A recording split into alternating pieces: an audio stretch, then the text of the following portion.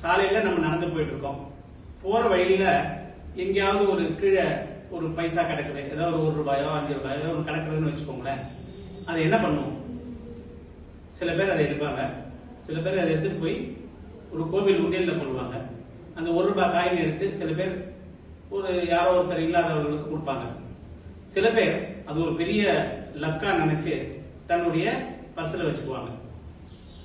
இது என்ன பண்ணலாம் அப்படின்னா, ஒரு குருவா நான் உங்களுக்கு சொல்லி தர்றது, இதை தொடவே கூடாது. பார்த்தமா கையெடுத்து நமஸ்காரம் பண்ணிட்டு போயிட்டே இருக்க வேண்டியதான். ஏன்னா இந்த பைசாங்கிறது முதல்ல யார்கிட்ட தெரியாம விழுந்திருந்தா, அடடா என்னோட பைசா காணுமே அப்படின்னு நினைக்கிறதா பார்த்தீங்களா, அந்த வருத்தம் அந்த 1 ரூபாய் காயின்ல இருக்கும். இதுவே நிறைய பணமா இருந்ததுன்னா நீங்க கொண்டு போய் யார்கிட்ட ஒப்படைக்கணுமோ அதிகாரிகள்ட்ட ஒப்படைங்க. நான் சொல்றது 1 ரூபாய் காயின்லாம் கிடக்கிறதுலயே அதை சொல்றேன். அப்போ இதை தொடாம இருக்கிறது நல்லது. இன்னொரு விஷயம், சில வீடுகள்ல ஒரு இறந்து போனவர்களை எடுத்துக்கொண்டு போகும்போது காயின் சேர்த்து கீழே போடுவாங்க. இது எந்த காயின் நமக்கு தெரியுமா? தெரியாது. எடுத்து நம்ம பர்ஸ்ல வைக்க கூடாது.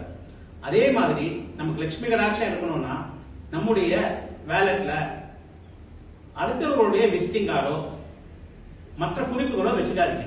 அது ஏதாவது வச்சிருப்பீங்க, யாராவது பாக்குறீங்க, டக்குனு ஒரு விசிட்டிங் கார்டு கொடுக்குறாங்கன்னா உடனே என்ன பண்ணுவோம்? வேலட்ல வச்சிருவோம். அவங்கள பத்தின ஒரு டீடைல்ஸ் ஏதாவது இருக்கு, இல்ல ஏதாவது ஒரு போன் நம்பர் எழுதுறீங்க வைக்கிறீங்க, இதெல்லாம் நம்ம வேலட்ல வைக்க கூடாது. இதெல்லாம் லட்சுமி கடாட்சம் வர்றது தாமதப்படுத்தும் அப்படின்னு சொல்லலாம்.